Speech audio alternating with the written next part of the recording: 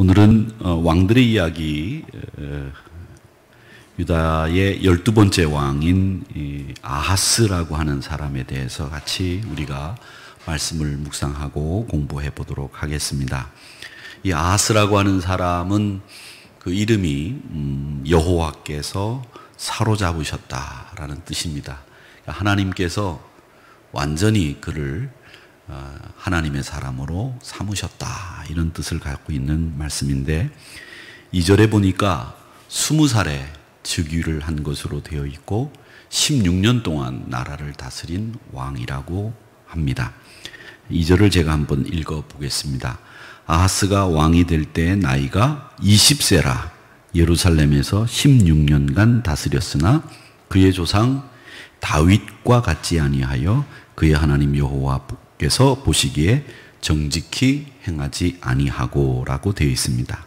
그러니까 아버지는 요담이라고 되어 있고, 이 아하스의 아들은 그 유명한 히스기야라고 하는 왕입니다. 그래서 아버지 요담, 그리고 아들 아하스, 그리고 아들이 히스기야, 이렇게 되어 있습니다. 여러분, 지금 화면에 보이시는 이 3대의 이름을 보면서 어떤 생각을 하시게 됐는지 모르겠지만, 요담은 지난주에 우리가 같이 공부한 왕이죠. 좀 괜찮은 왕이었습니다. 그동안 왕들이 다윗 묘실에 들어갈 수 없었고 하나님 보시기에 정직히 행하지 않았던 왕이었기 때문에 다들 버림받고 또 하나님의 사랑을 받지 못했던 왕이었는데, 이 요담은 꽤 괜찮은 왕이었습니다. 선한 왕이었죠. 그래서 오랜만에 이 다윗 왕과 묘실에 들어갈 수 있었던 왕이라고 말씀드렸습니다. 근데 이 요담과는 달리 이 아하스는 이 다윗 왕가의 묘실에 들어가지 못했습니다. 이 아하스가 누구의 아들이냐 하면 바로 요담의 아들, 요담의 아들입니다. 그리고 이 요담의 아들인 아하스가 낳은 아들은 또 히스기야라고 하는 아들입니다. 이 아들 히스기야도 꽤 괜찮은 선한 왕에 속하는 사람입니다. 그런데 이 아버지와 아들과는 달리 이 아하스에 대한 평가가 어떠냐, 2절에 보니까 이렇게 되어 있습니다. 2절 말씀을 제가 한번 읽어보겠습니다. 뭐라고 되어 있느냐면, 아하스가 왕이 될 때에 나이가 20세라 예루살렘에서 16년간 다스렸으나 그의 조상 다윗과 같지 아니하여 그의 하나님 여호와께서 보시기에 정직히 행하지 아니하고, 이렇게 되어 있습니다. 그러니까 아하스가 왕으로 통치를 하면서 했던 일이 전혀 왕답지 않은 왕이었다, 이렇게 볼 수 있는 사람이 이 아하스입니다. 이 아하스가 왕답지 않은 왕이라고 말씀을 드리는 이유가 있습니다. 그 이유가 뭐냐면, 그가 이 아들을 제물로 바치는 짓을 했습니다. 이 짓이라고 하는 말이 맞겠죠? 열왕기하 16장 3절 말씀에 보면 이렇게 되어 있습니다. 이스라엘의 여러 왕의 길로 행하며 또 여호와께서 이스라엘 자손 앞에서 쫓아내신 이방 사람의 가증한 일을 따라 자기 아들을 불 가운데로 지나가게 하며. 여러분, 하나님이 아들을 제물로 바치라고 했겠습니까? 절대 그러신 분이 아닙니다. 그렇다면 이 아하스는 왜 아들을 불 가운데로 지나가게 했을까? 이유는 바로 우상 숭배입니다. 늘 생활이 우상 숭배에 쩔어 있었던 왕이 아하스였기 때문에 이 아하스는 아들마저도 불 가운데로 지나가게 하는 짓을 했습니다. 가나안 원주민들은요, 자신의 자녀들 가운데에서 가장 좋은 자식을 골라서 불에 태우는 관습이 있었습니다. 인신공양에 해당되는 짓이죠. 이걸 어디서 했느냐면 흰놈 골짜기에서 자행을 했습니다. 흰놈 골짜기. 여러분 지금 보시기에 흰놈 골짜기가 나오는데, 흰놈 골짜기가 어디냐면 지금 이 성전이 보이시죠? 이 성전이 보이시고 그 성전 밑으로 내려가 보면 예수님의 최후의 만찬 장소가 있습니다. 그리고 그 만찬 장소 옆 골짜기가 이렇게 있습니다. 그러니까 예루살렘 성전이 지금 있는 데에서 이쪽 그 감람산 겟세마네 동산이 있는 데를 기드론 골짜기 크게, 그리고 이 기드론 골짜기 맞은편이 베다니 벳바게라고 하는 곳이 있고요. 이 흰놈 골짜기가 왼쪽으로 이렇게 있습니다. 그리고 이쪽으로는 이제 다메섹으로 가는 길이 있는 다메섹 문이 있죠. 이 현재 성벽들이 여러분 보시기에 연두 색깔인가요? 색깔로 이렇게 칠해져 있는데 이게 갈보리가 있고 헤롯 궁전이 있는데 흰놈 골짜기가 왼쪽입니다. 근데 그 흰놈 골짜기에서 자식을 불태우는 짓을 했는데 이게 몰록 혹은 몰렉이라고 하는 우상을 섬기는 사람들이 하는 짓입니다. 그리고 이 몰록을 섬기는 사당을 도벳이라고 불렀습니다. 이 도벳 산당에서 얼마나 많은 자식을 불살랐는지 아이들을 매장할 자리가 없었다, 이런 기록도 남아 있어요. 예레미야 선지자가 하신 말씀인데 예레미야 7장 32절 말씀에 보면 여호와께서 말씀하시니라, 날이 이르면 이것을 도벳이라 하거나 흰놈의 아들의 골짜기라 말하지 아니하고 죽임의 골짜기라 말하리니 이는 도벳에 자리가 없을 만큼 매장했기 때문이니라. 예레미야 선지자가 이스라엘 백성들이 우상 몰렉을 섬기면서 그 도벳 산당에서 아이들을, 자기 자식들을 데려다가 불에 태워서 매장을 했는데 그 매장할 자리가 없을 정도로 자기 자식들을 그렇게 죽이는 이 우상 숭배가 만연했다는 것을 한탄하면서 말씀하신 내용입니다. 몰렉을 섬기는 부모들은 광신적으로 죽음의 공포에 떠는 자기 자식을 죽여서 몰렉에게 바쳤습니다. 그래서 그 흰놈 골짜기에는 아이들의 울음소리가 그치지 않았다고 합니다. 자기 자식을 불에 태우는 부모가 있는 세상, 그게 제대로 된 세상일까요? 그게 지옥이 아니고 뭐겠습니까? 그 흰놈 골짜기는 그야말로 인간 도살장이었던 셈인데 그 흰놈 골짜기에서 왕도 자기 아들을 몰렉에게 불에 태워서 바치는 일을 했다는 거죠. 이런 왕은 이스라엘 역사에 이 아하스라고 하는 못된 왕, 이 사람밖에 없습니다. 그런데 이 왕이면서도 이런 짓을 한 거죠. 이스라엘 역사가인 요세푸스라는 사람을 아실 겁니다. 그 요세푸스가 쓴 글에 보면 이 아하스가 우상 숭배를 하는 이방인들의 풍습을 따라서 자기 자식을 불에 태워서 몰렉에게 바쳤다라는 기록까지 요세푸스도 남겨두고 있습니다. 여러분, 왜 자식까지 불에 태워서 제물로 드릴까요? 왜 자기가 사랑하는 아들을, 딸을 불에 태워서 제물로 드리느냐? 물론 오늘날 이런 부모가 있겠습니까마는 이런 일이 벌어지는 데는 한 가지 이유밖에 없습니다.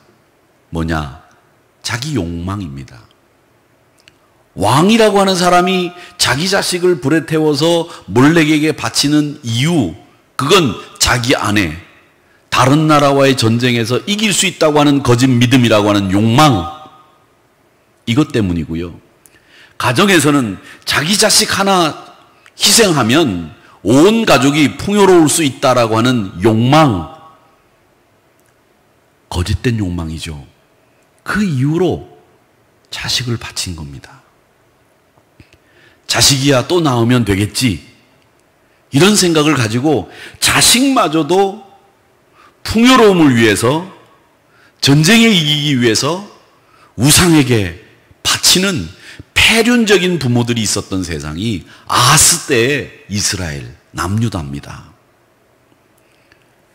즉 인간들은 자신의 욕망이라면 자식도 바칠 수 있다는 얘기죠.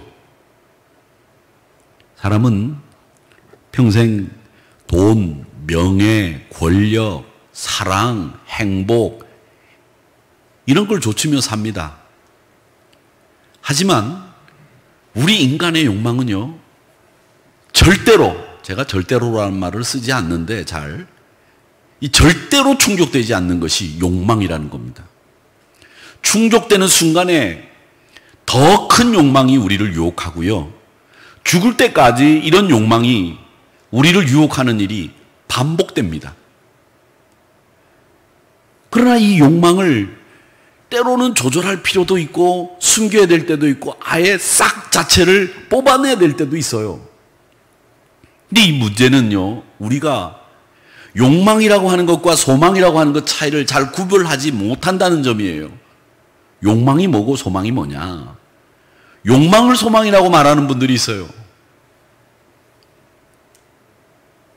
나라고 하는 자아를 개발하고 나를 발전시킬 수 있는 것은 저는 소망이라고 생각합니다.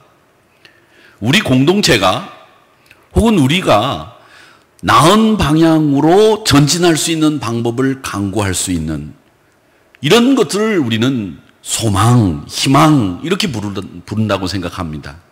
그러니까 나를 발전시키고 우리 공동체를 좀 더 획기적으로 발전적인 방향으로 나갈 수 있는 우리들의 바람, 이게 소망이죠.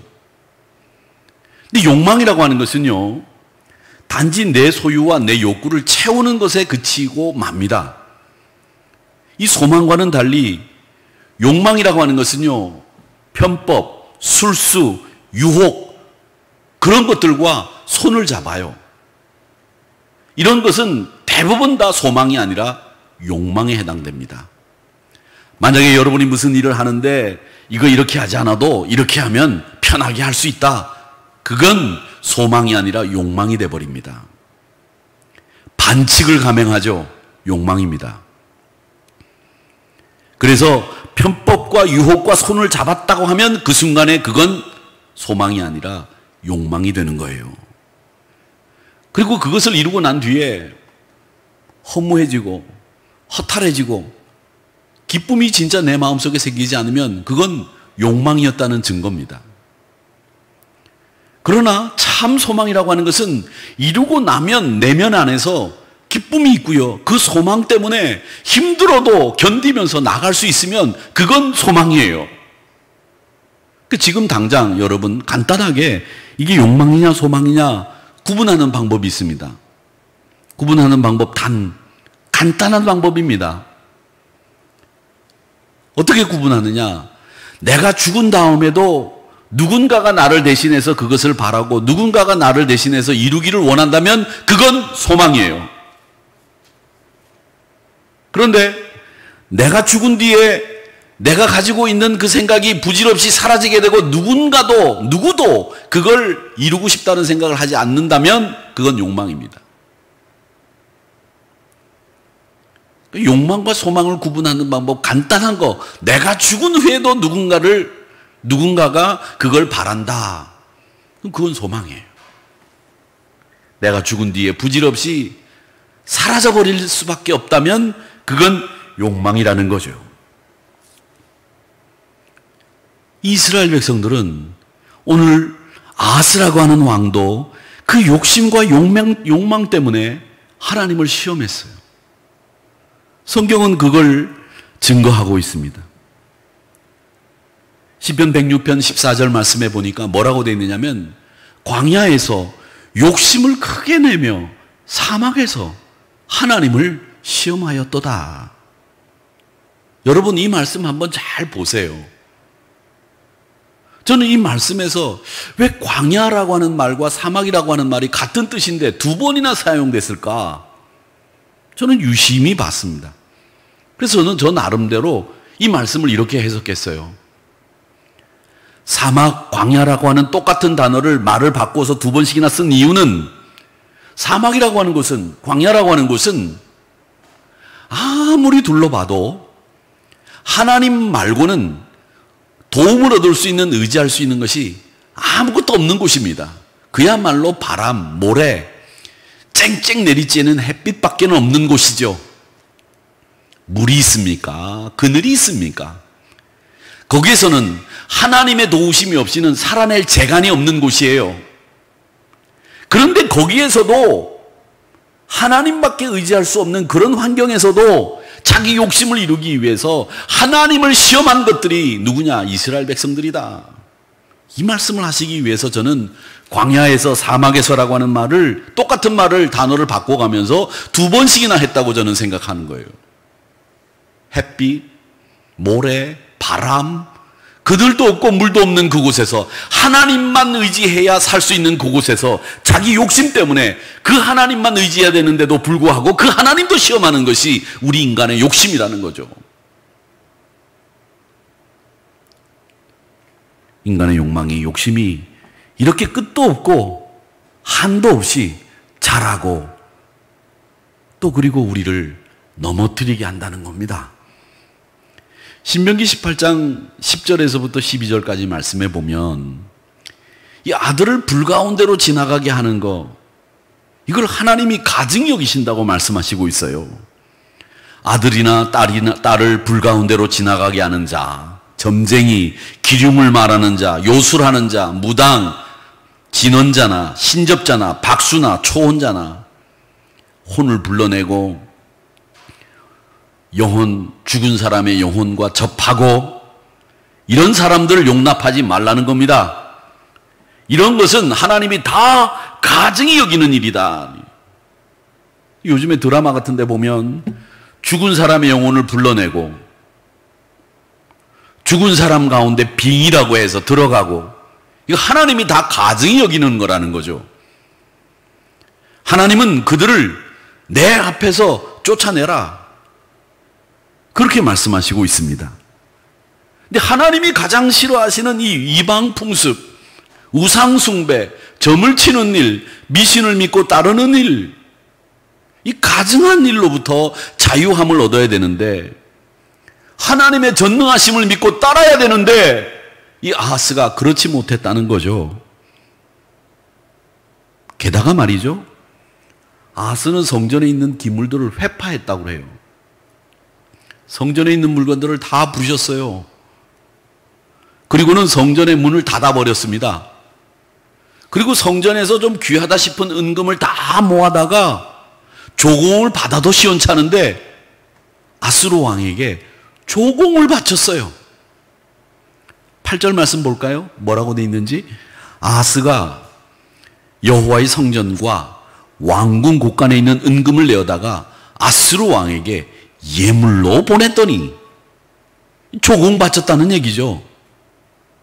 또 이런 짓도 했습니다. 10절 말씀해 보면 아하스 왕이 아수르 왕 디글랏 빌레셀을 만나러 다메섹에 갔다가 거기 있는 제단을 보고 아하스 왕이 그 제단의 모든 구조와 제도의 양식을 그려 제사장 우리아에게 보냈더니, 아수르 왕 디글랏 빌레셀을 만나러 다메섹에 간 거예요. 아하스가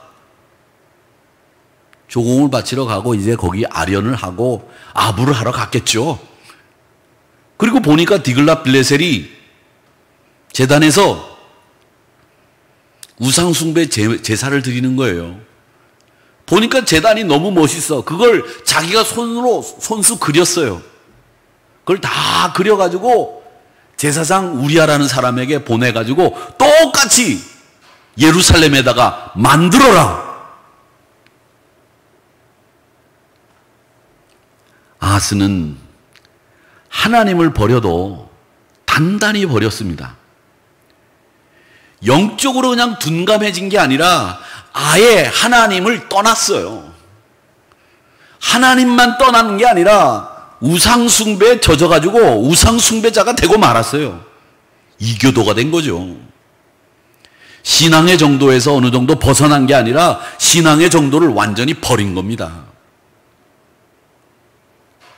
이게 아하스, 요담의 아들 아하스.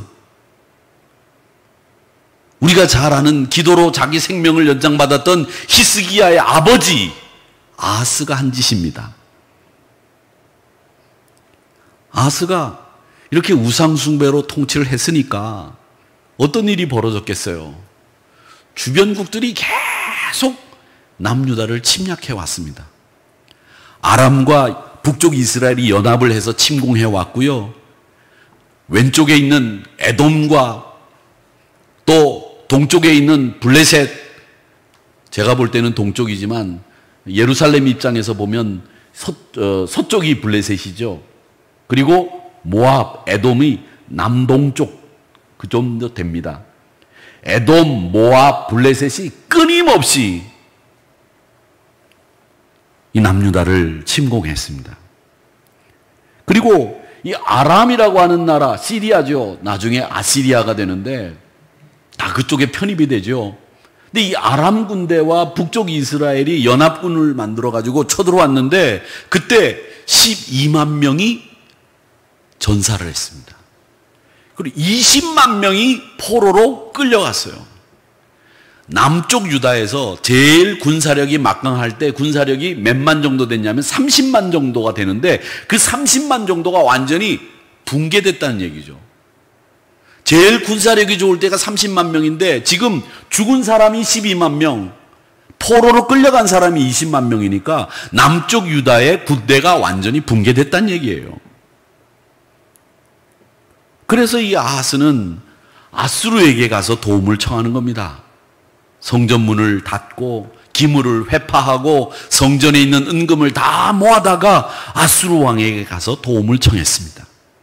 그리고 아수르 왕이 디글렛 빌레셀이 제사를 지내고 있는 그 제단의 모양을 그려서 우리아라고 하는 제사장에게 남유다 예루살렘에다가 그 제단을 만들라고 지시까지 한 하나님의 이름을 더럽힌 왕, 그리고 아시리아에게 속국이 되게 만든 왕, 이 사람이 누구냐? 아하스입니다. 저는 남유다에서 우리나라 조선조에서 제일 가장 악한 왕 그러면 누구를 꼽습니까? 연산군 정도 뽑지요. 온 조선에서 예쁘다는 여자를 뽑아오는 사람도 있고 왕궁 근처에 오지 못하게 해서 이 한양 도성을 왕궁처럼 만들어가지고 자기 놀이터로 만든 친구, 자기 할머니도 가갖고 들이받아가지고 죽이는 친구, 연산군이지 않습니까? 저는 남유다의 연산군이 누구냐? 아하스라고 생각해요. 이 사람은 왕이 될 수 없는, 왕이 돼서는 안 되는 사람이었어요. 성전문을 닫고 백성들까지도 성전에서 예배드리는 것을 막았던 사람, 자기 백성들을 구원해도 부족할 판에 도리어 하나님 앞에 백성들이 나아가지 못하도록 막은 왕, 악한 왕이죠. 아하스입니다. 여러분, 연산군 그러면 성경에서는 아하스다 이렇게 연결해 두시면 됩니다. 그만큼 남유다에서 이렇게 나쁜 왕은 없었다. 북쪽에는 아합이라고 하는 나쁜 왕이 있었다면 이 남쪽에는 아하스라고 하는 나쁜 왕이 있었다. 우스갯소리지만 다 똑같이 아자로 시작합니다. 아합, 아하스. 아시들이 이렇게 나쁜 사람들인가 봐요. 아시들. 아하스. 약간 좀 썰렁한 유머였는데 죄송합니다. 기억하시라고. 아합, 북쪽에는, 남쪽에는 아하스. 그리고 또 한 가지 일이 있었습니다. 그게 뭐였느냐? 아람과 이스라엘 동맹군이 침입했다는 소식을 듣고 그 유명한 이사야 선지자가 아스 왕에게 찾아가서 충고를 합니다. 왕이여, 아수르에게 도움을 청하지 말고 하나님 의지합시다. 근데 그 충고를 아하스가 들었겠어요? 거절했습니다. 인간적인 방법으로 아하스의 도움을, 아수르의 도움을 아하스가 의지하다가 결국 비참한 지경에 이르게 됩니다. 사랑하는 성도 여러분, 우시아 왕 이후에 남유다가 급격히 국력이 쇠하기 시작한다고 말씀을 드렸습니다. 우시아 왕이 죽었다, 이 말은 남유다가 이제는 멸망의 길로 가기 시작했다라는 말과 동일하다고 말씀을 드렸습니다. 그런데 거기에 이 유다가 국력이 쇠하고 내리막길을 걷게 한 가장 큰 원인을 제공했던 장본인이 누구냐? 아하스입니다. 멸망의 시작을 일으킨, 멸망을 시작하게끔 만든 버튼을 누른 사람이 누구냐? 아하스입니다. 자기 욕심, 그것 때문에 자식도 불태웠고 성전의 문을 닫았고 기물을 회파했고 아수르의 속국이 되게 했던 왕입니다. 못된 왕입니다. 하나님을 섬기는 것을 자기만 중지한 것이 아니라 백성들도 하나님을 섬기지 못하도록 만든 왕이고, 심지어 성전 기물을 가지고 다른 나라 왕에게 뇌물을 주어 하나님을 우습게 만든 파렴치한 왕이 아하스입니다. 사랑하는 성도 여러분, 아하스를 통해서 우리가 뭘 배워야 되겠습니까? 욕심, 욕망, 그것이 우리의 소망과 무슨 차이가 있는지 여러분 아셨는데, 한 가지 또 중요한 것은 여러분, 사람에게 도움을 구하지 마십시오. 사람은 사람입니다. 역대하 오늘 말씀과 똑같은 내용의 28장 20절 말씀해 보면, 성전의 기물을 회파하고 성전에 있는 은금을 다 모아다가 아수르 왕 디글랏빌레셀에게 뇌물을 바쳤는데, 그 디글랏빌레셋이 어떻게 했느냐, 그 내용이 나와요. 아수르 왕 디글랏빌레셀이 그에게 이르렀으나, 아하스에게 왔다는 거죠. 아하스를 돕지 않고 도리어 그를 공격하였더라. 뇌물을 바치고 거기 가서 손이 발이 되도록 빌고 도와달라고 도움을 청했는데, 그 디글랏빌레셀이 도리어 그를 공격했다는 거예요. 사람은 의지할 대상이 아니라, 믿을 만한 대상도 아니라, 늘 믿음의 선배들이나 목사님들이 많이 말씀하지 않았습니까? 사람은 그저 사랑할 존재다, 사랑할 대상이다. 여러분이 믿을 만한 분은 한 분, 의지할 만한 분은 한 분, 하나님밖에 계시지 않습니다. 하나님이 나에게 힘이 되시고요, 우리의 소망은 오직 하나님께 있습니다. 욕심 버리고 하나님께 더 가까이 가시기를 축원합니다. 인간적인 방법 버리고 하나님의 뜻을 꼭 붙잡으시기를 원합니다. 오늘 살펴본 이 아하스를 반면교사로 삼으시고 우리 신앙을 더욱더 견고하게 만들어 가시는 성도님들이 되시기를 주님의 이름으로 축원합니다.